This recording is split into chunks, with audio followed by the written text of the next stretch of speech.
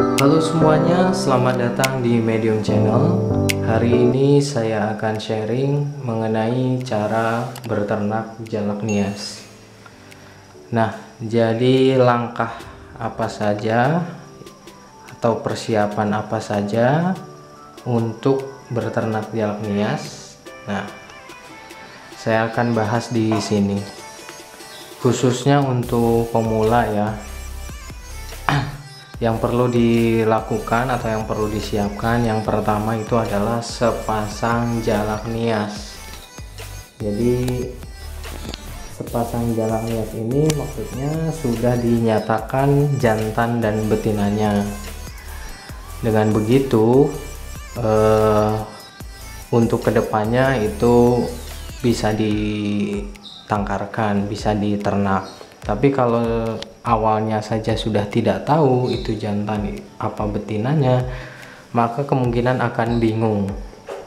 Nah, saran saya, belilah yang sudah sepasang, baik yang masih anakan ataupun yang sudah indukan. Yang penting sepasang. Karena dari saya sendiri itu beli sepasang jalak nias. Jadi kedepannya tinggal ditangkarkan ya, alhamdulillah jadi gitu. Nah, setelah membeli sepasang jalak nias, kemudian kita buatkan kandang. Nah, di sini kandang saya ukurannya lebar kurang lebih 50 cm ya, kemudian panjang kurang lebih 1 meter, kemudian tinggi kurang lebih 2 meter. Nah, ini. Nah, untuk kandangnya sendiri itu saya memakai kayu dan triplek serta kawat ram. Nah, di sini fungsinya triplek itu menutup bagian tertentu agar terhindar dari nyamuk dan predator lainnya. Nah, adapun di sini pakai kawat ram itu tujuannya untuk ventilasi udara, jadi biar tidak pengap gitu. Nah, setelah dibuatkan kandang yang ukuran kandang saya itu kurang lebih seperti ini, kemudian kita siapkan material di dalamnya. Di dalam kandang itu ada apa saja? Nah, di dalam kandang jalak saya itu ada tanah atau pasir. Nah, di sini saya kasih pasir. Nah, ini tujuannya si pasir ini adalah untuk menetralisir kotoran-kotoran. Jadi seperti kotoran-kotoran ini itu bisa dinetralisir ya, agar tidak terlalu bau. Dan setelah itu kita kasih di dalamnya itu berupa wadah ya, tempat mandi dan tempat ekstra puding. Nah, di sini ada tempat untuk mandinya, kemudian dikasih air. Nah, di sini untuk ekstra pudingnya gitu. Nah, ini penampakan dari dalam. Nah, tuh adapun bagian bawah ini saya kasih bata ya. Nah, ini tujuannya agar si kayu bagian bawah ini itu tidak rapuh kena air, kena kotoran, itu agar sedikitnya menetralisir atau meminimalisir kerapuhan.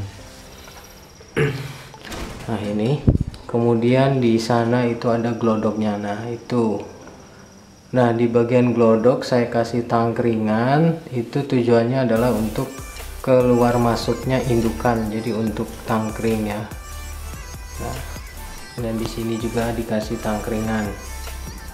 Nah, itu dia untuk bagian dalam.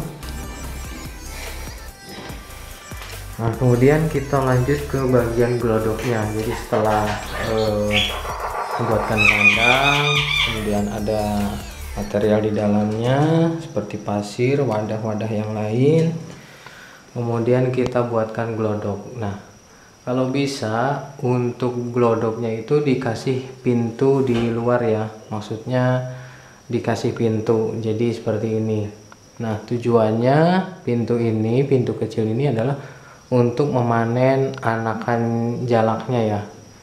Jadi dipanen cukup dari luar, tidak perlu masuk gitu. Nah, setelah dibuatkan glodok, kemudian untuk kita siapkan makanannya. Nah, kalau saya sendiri dikasih pur ayam, kemudian dikasih ekstra pudingnya seperti ulat Hongkong, jangkrik, kemudian buah-buahan saya kasih pepaya dan pisang. Jadi buah-buahan itu tujuannya untuk melancarkan pencernaan gitu ya. Nah, adapun di dalam kandang tidak saya kasih tumbuhan ya. Nah, ini dia. Kenapa kok tidak dikasih tumbuh-tumbuhan? Karena awalnya sudah saya kasih, tapi malah dirusak sama jalaknya. Semenjak itu tidak saya kasih tumbuh-tumbuhan. Sudah beberapa kali tapi tetap saja dirusak. Akhirnya saya putuskan tidak saya kasih tumbuh-tumbuhan, cukup seperti ini saja gitu. Nah, setelah itu, setelah ada pakannya, kemudian dikasih material sarang. Nah, di sini material sarangnya saya kasih daun cemara kering, kemudian rumput-rumput kering ya, kemudian plastik yang sudah disobek-sobek, ataupun serabut kelapa yang sudah kering, itu juga tidak apa-apa, cukup ditaburkan di bawah. Nanti sama indukan jalaknya sendiri akan diangkut ke glodok. Nah, seperti itu. Nah, mungkin seperti itu saja ya cara-caranya atau persiapannya. Adapun setelahnya itu ya kita tinggal menunggu sampai bisa bertelur gitu. Nah, itu maksudnya menunggu ya butuh kesabaran.